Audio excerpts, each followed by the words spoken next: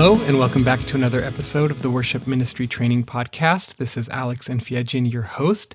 Today on the episode, we're going to be talking with Carl Barnhill about how to create healthy, happy volunteer teams. Carl was the former video production director at New Spring Church out in South Carolina, that gigantic church out there, and he has so much experience working with volunteers and developing amazing, high-functioning volunteer teams. I'm super excited to share this episode with you. Like, honestly, the whole way through, there's just tons of nuggets of not just theoretical information, but like practical, tangible things that you can begin doing immediately to improve your volunteer teams or create one for the first time. So looking forward to sharing the insight from Carl with you. But first, it's our recommended product of the month, Planning Center.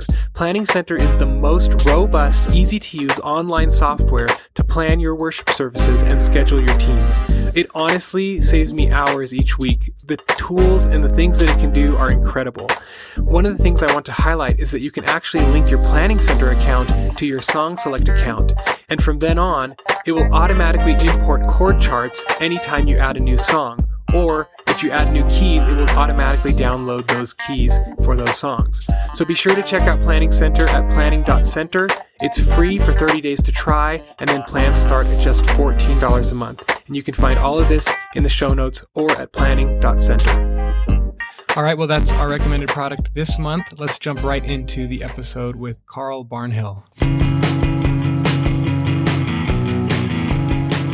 Hey everybody, I am here with Carl Barnhill, who is the creative director of 1230 Media, a media company that helps churches around the globe, and also a former staff member of New Spring Church, doing a lot of their media and video and volunteer development.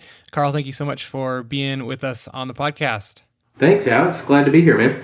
Awesome. Hey guys, so Carl has like massive experience developing volunteer teams, and I don't know if he'd consider himself an expert of volunteer team development, but from what I've read online and a lot of his material that he's released, it's just amazing the type of culture and team building and volunteer integration that he has under his belt. So Carl, I'm super excited to have you talk with our listeners about developing healthy volunteer teams at our churches. Yeah, man. Excited to share any little bit of experience I've had. I'm happy to share that, man. I'm pumped about our discussion. Awesome. And Carl, can you just tell our listeners a little bit about your role at New Spring and what sort of work you were doing with volunteers there? Sure. Yeah. So I was the video coordinator there, and then I did a lot with our volunteers in production. So I led our volunteer movement, basically, and teams at New Spring, Columbia. And then a lot of the principles and ideas and the things that we implemented in Columbia, we got to use at other campuses of New Spring as well. And then several years ago, I transitioned off of staff at New Spring and went full-time with our ministry, 1230 Media. And what we do is we provide media content and training to churches. Awesome. And when you were at New Spring and your other church, like how many volunteers were you overseeing and how many different teams? Yeah, so at Pine Lake, we grew that team to be about 70 or 75 volunteers or so at our main campus. Then at New Spring, I think we were up to in the 125, 150 member range. And this was about a 5,000 member campus. And so we had about 150 or so volunteers in production, which usually media production is kind of the stereotypical behind the scenes nerds, introverts. That's usually the stereotype for production. And so we had an opportunity to change that culture and had, the same, if not more volunteers than other ministries at the campus. So that was really, an interesting thing that we got to see. But about the number or so was about 150 or so volunteers in production about the time I left New Spring. Yeah, that's a lot more than most churches have because most churches just have one grumpy sound person, So, well, let's talk to some of the church leaders out there. Let's just pretend like I'm out of control, busy, and I barely have time to get all of my responsibilities done each week for my ministry. Why should I add more to my plate and try to figure out how to build a volunteer team? I probably see things a little bit differently, and sometimes this can get me in trouble a little bit, or people can disagree with it. But I think that you can't afford not to be a leader of teams. And let me kind of give you some first steps. So I think a first step in building a volunteer team would be to realize that my mindset needs to shift. That this ministry is not my ministry and it's not dependent on me.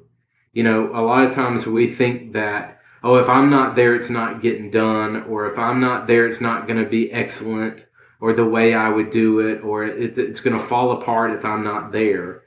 And so I think a first step would be to shift the mentality that we have that it's all about me into realizing that the ministry that I'm involved in does not need to be dependent on me. And I kind of have a theory that that every position on my team not only can be, but should be run by a volunteer.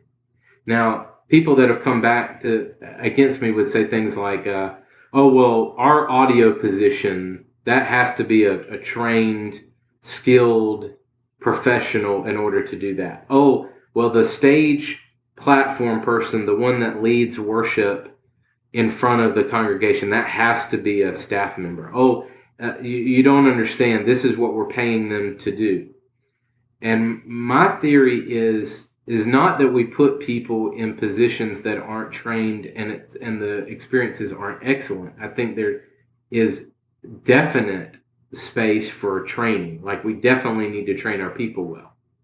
And I'm not suggesting that we throw people in that don't know what they're doing. But I would say that we need to have a mindset that everything should be run by a volunteer. Yeah, and I think that when you look at anyone doing anything significant, they're not doing it alone.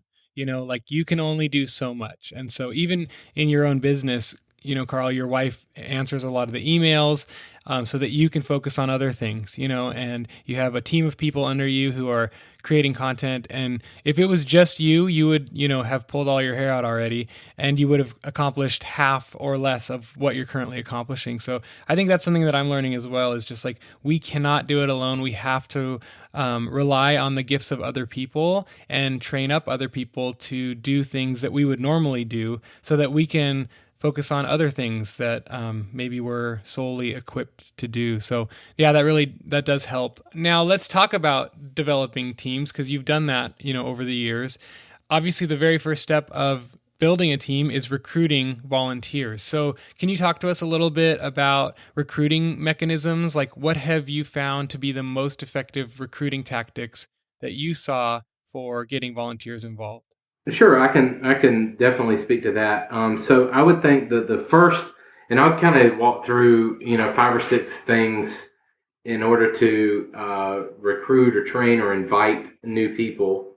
But I would say, again, there's a mind shift here that I had to really learn the hard way, that in order to build the team, I had to realize that as the leader, I don't need to be doing anything. And here's what I mean by that is, if I'm on a piece of gear, or if I'm always the one that is leading worship, the center of the stage, and I'm always that person, or I'm always doing something, then I can't look at the big picture and see things that need to be tweaked or worked on in order to make the worship experience better. So let me give you an example of this. So any sport that you would watch, I've never seen a coach of the team be in the middle of the field playing the game. I mean, that would be silly to have the coach on a baseball team be on the mound being the pitcher. Now, it doesn't mean that they are beneath that. It doesn't mean that they probably couldn't do that. It doesn't mean that they're probably not willing to do that.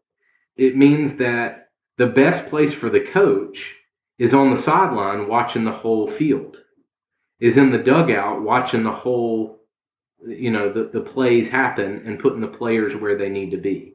So before we get to building the team and creating the structure for as people are coming in, I think a mindset definitely has to be in place of, as the leader, I'm not doing anything. I'm leading, I'm motivating, I'm putting people where they need to be. And not only that, but can I have leaders under me that are the assistant coaches? On a football coaching staff, there are multiple coaches watching different things. None of them are on the field playing. They're all on the sidelines putting players where they need to be. So I think that needs to be in place.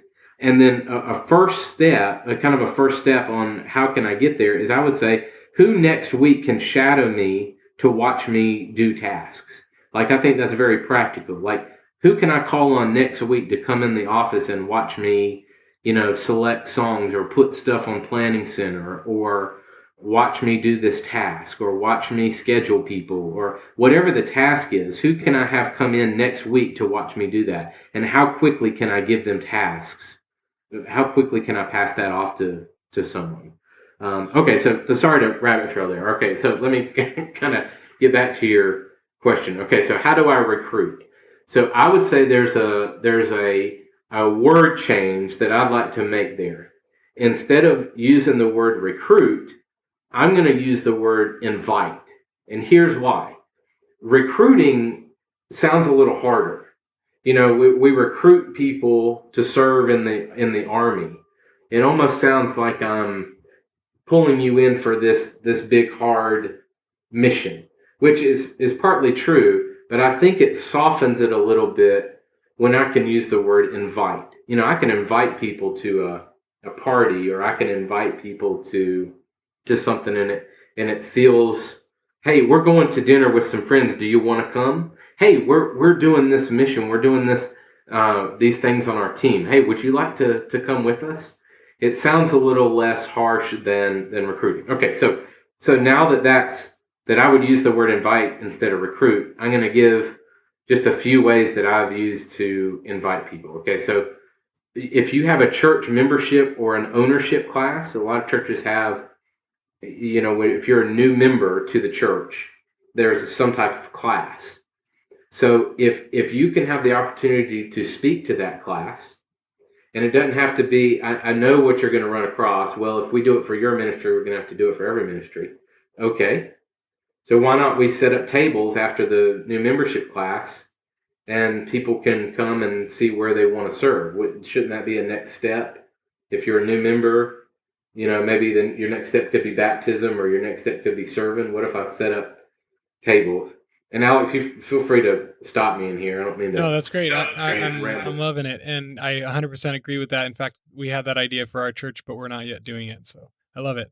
Okay, so a couple other little quick ones is small groups. So what if I found out when small groups meet, and I take one Tuesday night or whatever, and I go to someone's house that has a group of 10, 15 people meeting at their house for a quick Bible study. And what if I contact the leader before I come and I say, hey, next Tuesday, is there any way, this is what I do, I serve on the church in this capacity. I'd love to talk with your team about some of the opportunities that they could serve at the church. Would you let me talk to your group?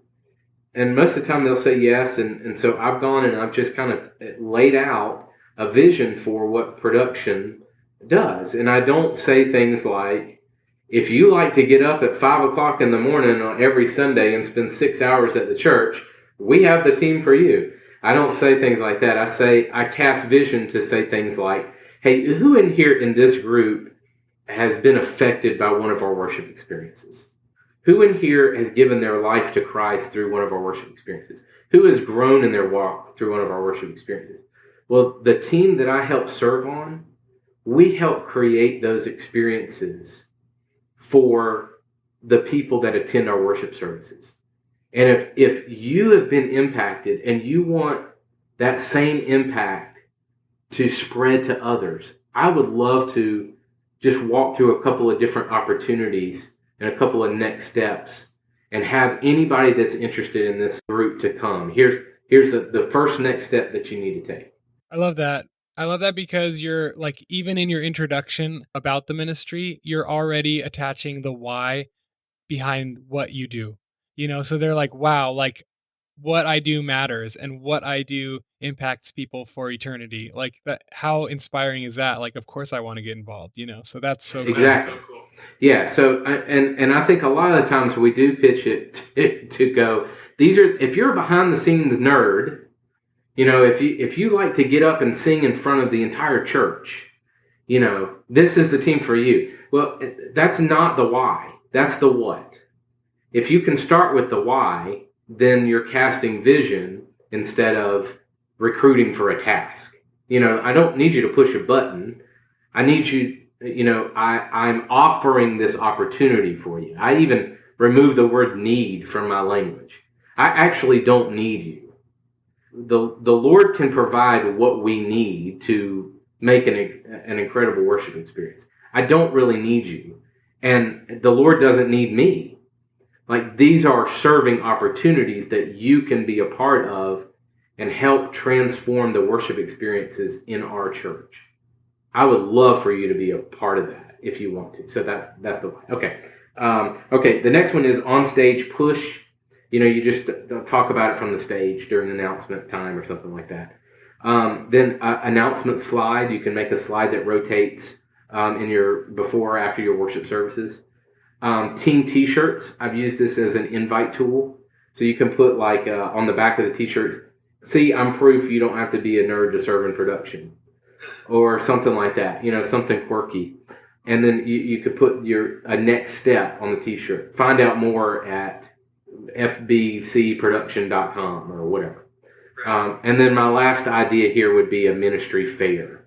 This is kind of an old idea, but, it's kind of similar to the membership class, that if you set up some type of fair and have tables, and explain your ministry, then people can have that opportunity to serve. So there's just a couple of ways to invite. That's great. And my guess is that, based on what I've read about the teams you've led, like the health of the team and the happiness of the team, my guess is that the people on the team are like automatically just happily inviting their friends to be part of this thing that they truly enjoy because it's a healthy, happy environment. Well, if the why is in front of them and they are committing to the why, then yeah, it changes the culture dramatically.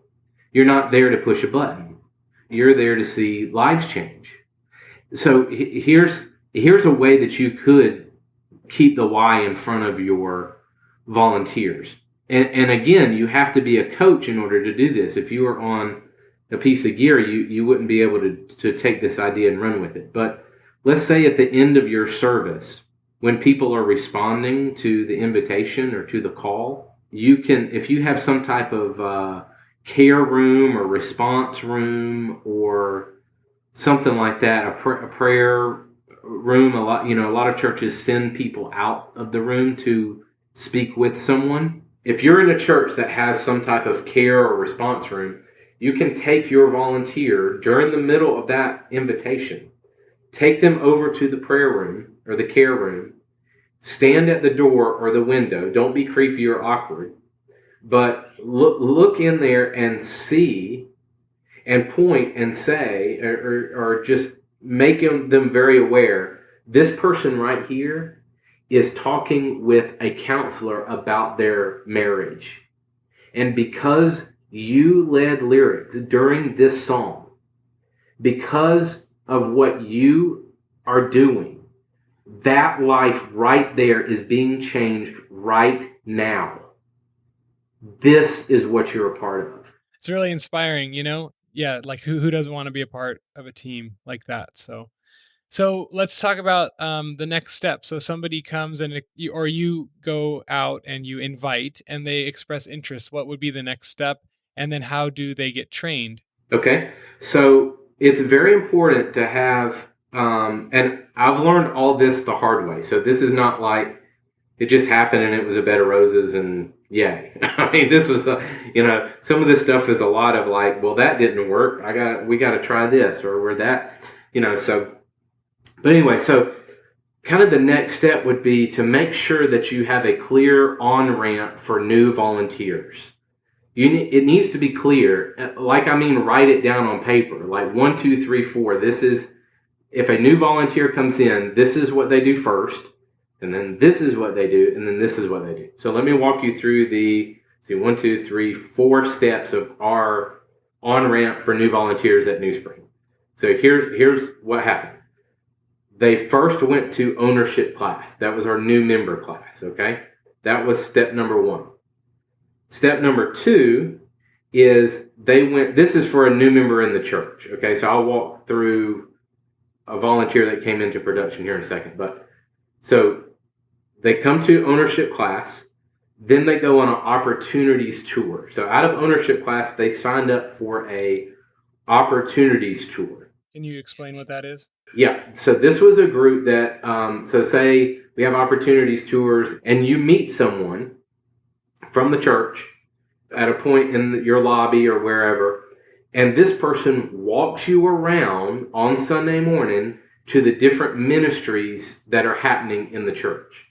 So they can see kids ministry, they can see worship, they can see production, they can see in action. And as they go to these places, it's a 15-minute tour around the church. And as they go to these places, they can talk about, give a little snapshot of, this is what, if you wanted to serve here, here's some things that you would do. And here's your next step if you want to serve here. And I got in trouble a little bit for this, but what I would do is, and call it bribing maybe, but when the opportunities tour would come by, one, I would have a volunteer that their only job was to be an opportunities tour host. Meaning they're not on a piece of gear. All they have to do is come at 9 o'clock on Sunday and meet the group that comes by for 15 minutes. And their job is to cast vision for what production does. That's the only job that person had that morning. And they would give them nerds candy, every single one of them, and say, you don't have to be a nerd to serve in production. And we would hand them a box of nerds and a business card. And the business card on one side said, interested in serving, or something like that. Your next step is production first look. And on the back, it had when we do the production first look and who to contact. So I gave them candy and I gave them their next step. So it was very, very clear when they walked away Sunday, they had an experience. I don't have to be a nerd to serve in production. And here's the vision behind production. And they had in their hand their next step. And that business card alone skyrocketed our numbers in production. If they, out of an opportunities tour, if they were interested in serving in production, they would contact the person on the card, and that person would set a time that they would come in on a Sunday and come to a little class that would sit around the table and give them information about what production, like more information about what production did. And out of production, they could sign up for their first training opportunity. So I know what you're thinking, man, this is a little bit extensive. What we do at my church is, if somebody walks up and says they're interested, we throw them to the wolves the next week and expect them to be able to run everything. Don't do that. Like train them well. I know it's a little bit intensive, but it also creates excellent experiences because you're training them. You're not just throwing them to the wolves. Mm-hmm. Now, how do they, what does training look like? Okay. So after the first look, where we talk through what we do in production, we set up our training like a college course. So you took basics 101. How it looked like is you came in and you observed someone on a position. That's it. That's all you do. You sit there on Sunday and you watch somebody do the position that you're interested in.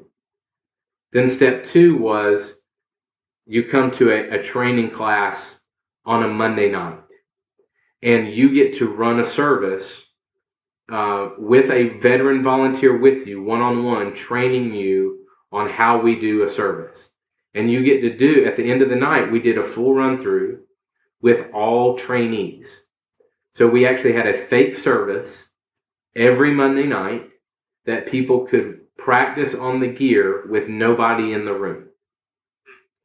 So that they could mess up, they could whatever. And then they could take as many of those as they wanted to until they were comfortable.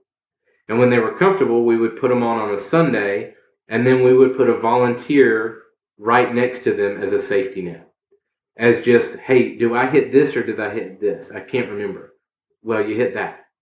So that volunteer was there as a safety net, as just one more confidence check. And then the last step was they run it on their own.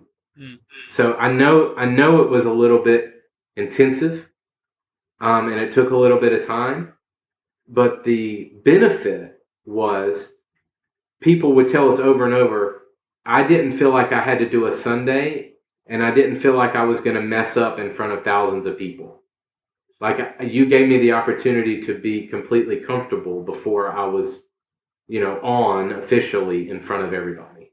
And what's the time frame from like initial conversation to they're running something for a service? Is it a couple weeks? I would say you can do it within a month. Yeah. So you can be fully trained within a month. Right. It's not too much to ask. And something that we started doing, because I know we're talking a lot about like production, but these principles truly apply to like any ministry. It could be worship ministry, it could be children's ministry, it could be anything. So, for the listeners who are like, well, this has nothing to do with music, it doesn't, but it has to do with good leadership and good organizational skills or good organization structure. So like one of the things we've been doing with our new musicians that have been coming and expressing interest and then auditioning and all that, we have a 4-week training period. It's like, okay, you come to rehearsal, you sit in the back with the team before rehearsal, you come out and you wear the in-ears, you listen, you watch how we do rehearsal. There's, if you're shadowing like the keyboard player or you're shadowing a vocalist, you're doing what they're doing, but the first 2 times you're not even doing it, you're just watching and listening. And then the second time you sing and or play along with them. And then the third time you do it. And then finally by the 4th time, you're going to actually do the service. And you're getting to know us. We're getting to know you. You're getting to see kind of the attitude we have, the culture we're creating. And it's just a month is not too long. Like a month is a healthy amount of time for somebody to get properly acclimated to your team. So I think that's awesome that you guys have such a clear onboarding process. Yeah, I think you made a good point there in that this is stuff that I used in a production setting, but they definitely apply to any ministry. So I know that you guys minister to, worship pastors and people in the music and worship space. And again, like you were saying, it's the same principles. It's the idea of don't just throw them in there. Like, make sure that they are comfortable. Make sure that you're comfortable with them. Like when we had our Monday night trainings, we would not schedule them on a Sunday until we were comfortable that we knew that they could do it on a Sunday. So we would actually say, hey, I think that, in a nice way, I think that maybe 1 or 2 more Mondays and you'll be awesome. You'll be good to go. So we're gonna, is there another Monday that maybe you can come in and do one more practice round? And, we would handle it nicely, but the back end of that is we were making sure that they were efficient in that position before we put them on a Sunday. So the same is true with music. You want to make sure that they can play, they can sing, they can, the experience was what you're making excellent. So you don't want that to suffer because you didn't train well. Right. And it's one thing to audition in an office backstage with an acoustic guitar. It's a whole other thing when there's a click track and lights on your face and, hundreds or thousands of people staring at you, like totally clam up territory. You could totally clam up quickly, So it is just making sure that people are set up for success. Now, here's a question though, Carl. So you kind of leave it open for people to express interest in which position they'd like to try. How do you assess their gifts? Like what if they're like, oh, I want to do cameras, but they're like shaky handed, or maybe they're like, I want to be lyric slide operator, but they're like super ADD and they can't focus. So how do you assess their gifts as they're getting involved? That's a good question. So because we set up that training process, we can see that and notice that before it gets to a Sunday. So that's one reason that was set up, is because, man, after 2 or 3 Monday nights, if camera is just not cutting it, usually they feel that. Usually if you bring it up and say, "Hey, man, do you want to try another position, or do you feel like you want another couple practice rounds on camera, or we can easily try you out at something else if you want to do that." And sometimes that opens the door to, "Man, I'm glad you said that. I don't know if this is the right position for me. My hands are shaking and I just can't stay still." Okay, that's no problem. Then you want to try Pro Presenter? You want to try? That training process opens the door for that. So that's one piece. I would say another piece of how to assess a volunteer's gifts is to try them on different positions. So that's kind of the same thing, but you want to try it so that you can see what they're thriving at. Yeah. And I think, don't you guys cross train everybody? So like the long-term goal is that anybody in production can do any task or any role, right? Yeah, that's a good point. So when someone came in, and that was a part of the first look in our on ramp. So when they sit down, one thing that we would tell them is the long term goal is for everybody that comes and serves in productions, we require you to train on 3 positions. Like that was the expectation coming in. Like you will learn 3 positions on our team. And the reason for that is because things do happen. You're in a situation where someone gets sick and can't come in. Well, if everybody knows 3 positions, you can easily, okay, well, I know this position, so why don't we shift this around? You do that, I'll do this, we'll be good to go. Mm-hmm. But if everybody only knows 1 position, then you're kind of screwed. Mm-hmm. So if something like that happens. So cross-training people, it helps a ton in that environment. Man, I also, and maybe this is too obvious, but I also pray about it. I pray, God, what is the best fit for this volunteer on our team? What gifts please show us the gifts that they have that could be of tremendous benefit to this group. And then observe them. And here's what might happen. And here's where you need to really observe. Let me give you an example. So what if you're sitting around hanging out and someone says, "Hey, what do you do for a living? What is your job?" "Oh, well, I'm an event planner for a golf club. I plan massive corporate events and all this kind of stuff for hundreds of people, and I get all the food together and all the." "Oh, okay." So if I hear something like that, I stow that away. And that exact example happened in our team. And so when it came time around to structure our team and we wanted an events team within our production team, guess who I thought of? The event coordinator for the golf club down the road. Mm-hmm. And I asked this lady if she would do it, and I brought her in and I explained, here's what this position entails, and would you be interested? "Oh, I would love that."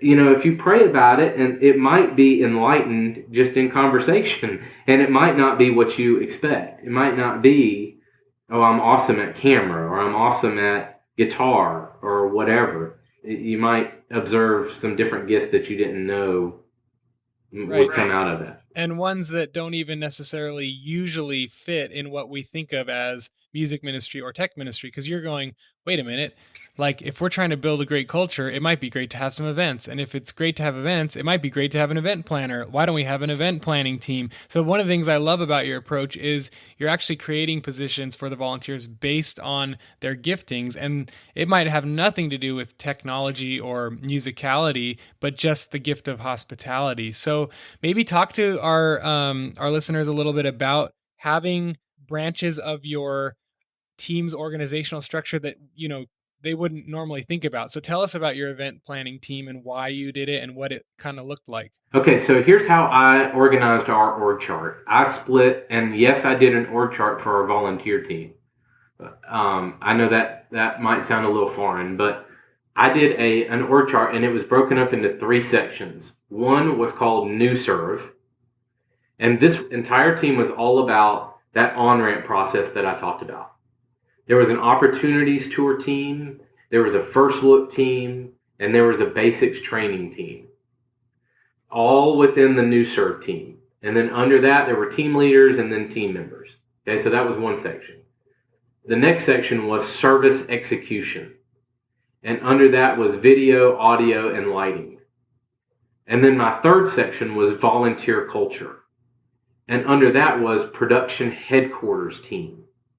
This was a team that brought breakfast on Sunday, that decorated our space during seasons like Christmas, Valentine's.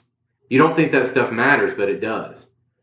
Also in the volunteer culture, so the volunteer culture division, I guess we could say, was split up into production headquarters, events team, and next steps team. So the events team would plan events. And all that meant was, here's what I explained to the team leader. I want one event per month that is something that people can slip in and come to or not. Like, hey, we're all going to the movies this Friday. Or, hey, we're all going to lunch after service today if anybody wants to come. One of those kind of things per month. You don't have to be at all of them. Everybody doesn't have to be at all of them. It could be 3 people. Doesn't matter. But provide that opportunity. How many people kind of typically came? I'm sure it fluctuated. But yeah, it fluctuated. Let's say you had 150 volunteers. Did you see like 13, 14, 20 people come to those like monthly events? Or? Yeah. So we would do like movie nights at the church and invite your family. Or like, hey, the big football game's on. We'll put it on in the auditorium. Come on, we'll do popcorn or chili cook-off. Stuff like that. And some of them were a little bigger. I said, I want one kind of very simple thing per month, and I want 3 big ones in the year.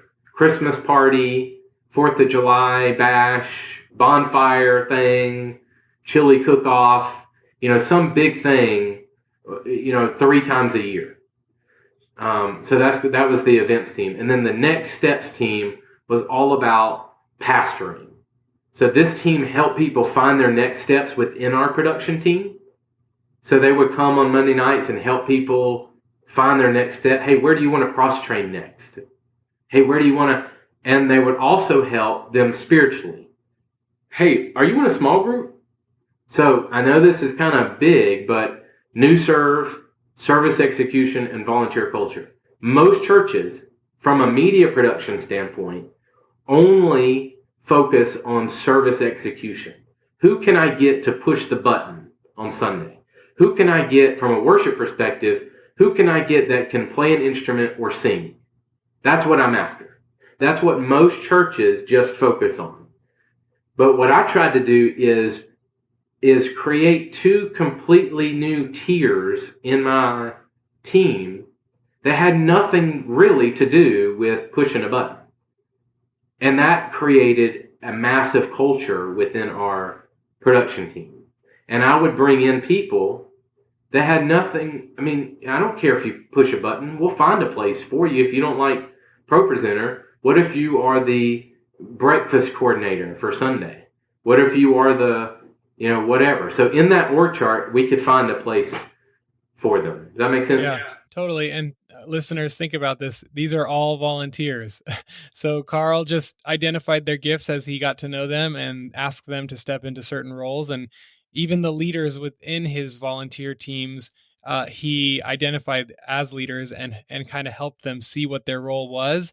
And I believe you even write job descriptions, right? Yeah. For every single person. So they know what they're expected to do and they know how to succeed in doing it. So it's just about clarity and communication and just clearly defined, roles. So it's amazing. And I bet, having these teams of people planning events and these people decorating rooms and these people taking, pastoral care over the volunteers really created a sense of unity among your teams. Are there any other things you did? I know you guys used to have like special spaces in your church's building for your volunteers. What kind of things were in those spaces to make it feel fun and exciting? Yeah, so there's a few like ideas that can make your we called it production headquarters, and that was just a little. We took an old. We were in a warehouse at the campus that I was at New Spring, and we took the back section of the warehouse, and it was right by the production room, and we created a space. I mean, we had couches. We put in a refrigerator, a countertop, a dining room table, like a table that you could sit at. We put like a ring toss on the wall. I mean, we created a space. Now, I know a lot of churches might not can do that, or you have a sound booth, or, I mean, a lot of churches with worship have some type of choir room, green room, a prayer backstage area. You can really do something with those spaces. All right, so here's a few things to add to those spaces that might make it really cool. One is food. Food brings people together, so have food around. It also gives energy, and with the right food and healthy food, you can kind of keep energy levels up and things like that. Two is games and activities. There's a lot of downtime between, if you're a larger campus that has multiple services and you have the same team serve throughout the day, there can be downtime between services or, before people arrive, that sort of thing. So if you have decks of cards out, a board game out, or, ring toss on the wall, like I was mentioning, or ping pong or something, it creates culture. It helps people play together. We had a refrigerator in our space. We had a microwave and a coffee maker. We even got a waffle maker and did waffles on Sunday. A toaster oven. I mean, I know it couldn't sound silly, but I mean, walking into our space on Sunday with the smell of waffles and coffee and fun syrups it was just fun. Who doesn't want to be there? I mean, come on. We had the smell of waffles and ring toss on the wall. Sign me up. I know. So, all right. So what is preventing you from making your spaces cool? Now, I would say probably one thing that might prevent you is your building committee. If you're in a Baptist church or something like that, what in the world are they doing? But if you can explain it to your pastor that, hey, Pastor, here is the culture that I'm trying to create. And if you could pitch that vision, you might be able to get away with it. Okay, so a couple more things. Yeah, sorry, can I jump in? So I think one of the secret elements, or maybe often overlooked elements of developing an amazing, happy team is to have fun and to create a fun environment. And I know when I was a youth pastor back in the day, I wanted every single kid that walked in the door to feel excited and loved and welcomed and that we are seriously so happy to see them, And I see so many production teams where it's dimly lit rooms and you walk in like The Walking Dead and you quietly go to your corner, and press the button and don't talk to each other and don't make eye contact. And it's whoa. Let's be exceedingly hospitable and generous community. And that's going to attract volunteers, and that's going to retain volunteers, and that's going to make people want to show up to when they're scheduled. Yes. So. In fact, that was the culture. When I got to New Spring, that was the culture. It was the lights are off. I'm going to play Candy Crush on my phone and not talk to anybody during the sermon. But I was in charge of that. So I could walk in during the sermon, turn the lights on, and I could put a board game out in our space, and I could have food out. I could get 2 or 3 people, and people will gravitate. If you have somebody making waffles, people are going to gravitate to the waffles. I mean, they're going to get off Candy Crush, and they're going to come find the waffle. I mean, so you can create opportunities and throw stuff out there to change your culture around. So, okay, a couple other things. Comfortable furniture. And by the way, you might be thinking, where are you getting the money to do all this stuff? You must be New Spring. You had all kinds of money. Not true. All of it, most all of it, was volunteer done. All the appliances. Hey, who's getting rid of a refrigerator? Do y'all know anybody that's getting rid of an old refrigerator? Got an old one in your garage that you're getting rid of? Oh, I got one. Oh, we were about to get rid of it. Hey, can we put it in our space right here? I would do that stuff constantly. I would pitch it on Facebook in our group or whatever. I would say, I actually did this. I said, we need 3 couches and a dining room table. If you guys know anybody, know where to get one, whatever. And the next day, I had a lawyer on our team call me and say, I'm coming to find you at lunch tomorrow. Okay? So he came to the church. He picked me up. We went to a furniture store. I didn't know where we were going. We went to a furniture store, and we walked in the door, and he said, dude, I'm like emotional right now thinking about this. He said, pick out a table and pick out 2 couches, whatever you want, and we'll walk out of here today with it. What? Who does that? But if you pray for it and you I know you're thinking like, oh, well, that's New Spring. You have lawyers and all kinds of stuff. No, this has happened in other churches too. This can happen.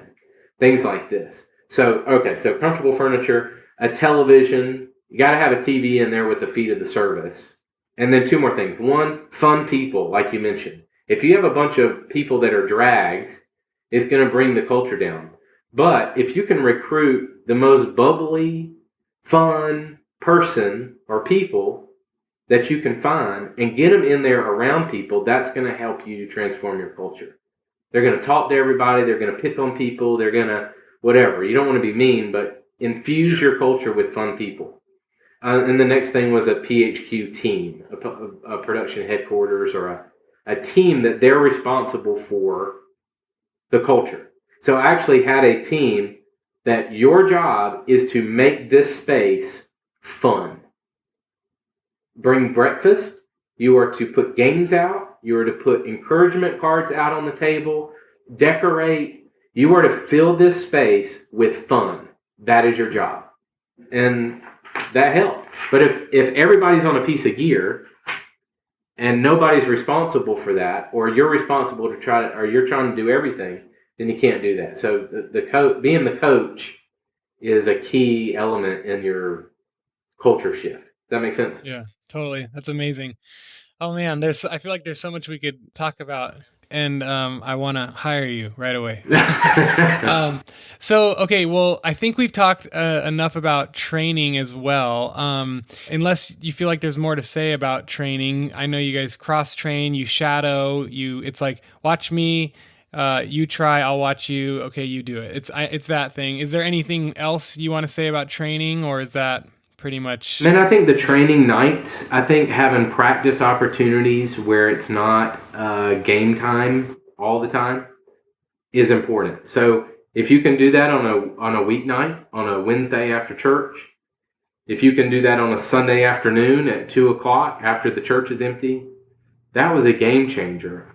That weeknight really helped us tweak those things during the week where it wasn't a major stressor on Sunday. So I guess that would be the last thing that I would say about training is that night really helped us. Yeah.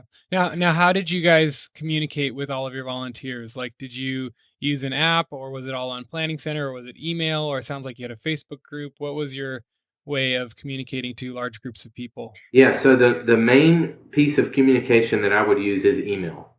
I had to have one piece of communication that nobody could feel left out in. Some people check their Facebook a lot. Some people check Planning Center. I found that email, I could put everything in email, and I could send it out, and it has everything in it. I could attach stuff and whatever. Now, I might copy that email and put it in the Facebook group and say, hey, if you guys missed the email, here it is, and attach stuff there just so there's no excuse. But I found that pretty much everybody had email, and if they didn't, I could easily set up a Gmail account real quick for the older gentleman that didn't have an email and teach him real quick how to check his email. Yeah, we've been using an app called Band that so we have, like once we united all of our volunteers throughout our entire church, we have, keyboard players and lighting people and video people, audio people, worship leaders, youth band, kids zone. And so we like it's impossible for me to keep email lists because I'm trying to train each of these different groups. And so we invited them all to specific groups in this app called Band. We created a band for each group, and so we've been trying to communicate through them like that. But I also agree that email, it's like 80-90%. So it's hard. But you got to try stuff to figure out what doesn't work. But that's an app that's worth looking at, I think, because it's we've seen some success in it. So Yeah, and I did use Mailchimp to keep everybody, that way you don't have to copy email groups or anything like that in your email software. I found that Mailchimp, I could separate it out if I wanted to and do a segmented list of just audio people or band members or whatever. So yeah, but I think whatever you use, just be consistent, because you don't want to put something on Facebook, and a lot of, I think, younger guys fall into this. They'll put stuff on Facebook, but the 60-year-old lady that's on your team doesn't have a Facebook, and so to go, well, I'll put it on Facebook. That's not an excuse. Like you can't do that to your own team member. You have to make sure that they have a way to get your communication. Don't just blame them for not using your preferred social media thing or whatever. Does that make sense? Yep, totally. Awesome. Cool. Well, Carl, I want to respect your time, and you've developed all these things that you've developed, all these documents and everything. You've put it into an ebook for volunteer teams. So can you tell our listeners where they can get an ebook with all of this information? Yeah, sure. So it's called the Ultimate Production Team Handbook, and it is written for media production teams. But you can get the concepts of an org chart or, position checklist, training guides, how I've structured teams, things like that. You can get it all, and it's all through our ministry website, and that is the word 12 spelled out, the word 30 spelled out, .media. Or you can use the numbers. Either one will work. 1230.media. Either one will get you to the website. And then /handbook will get you directly to the handbook. So 1230.media/handbook. And with the book, at the end of the book, I've put a link to a site that you can download Word documents of everything. So, you can download everything and take those Word documents. All you got to do is say, we call this position this instead of that. But it gives you a huge jump start on creating your own, handbook or your own checklists or whatever. Awesome. Carl, thank you so much for resourcing the church and for sharing so much wisdom today with our listeners. It's been a blessing. Absolutely, man. Thanks for having me.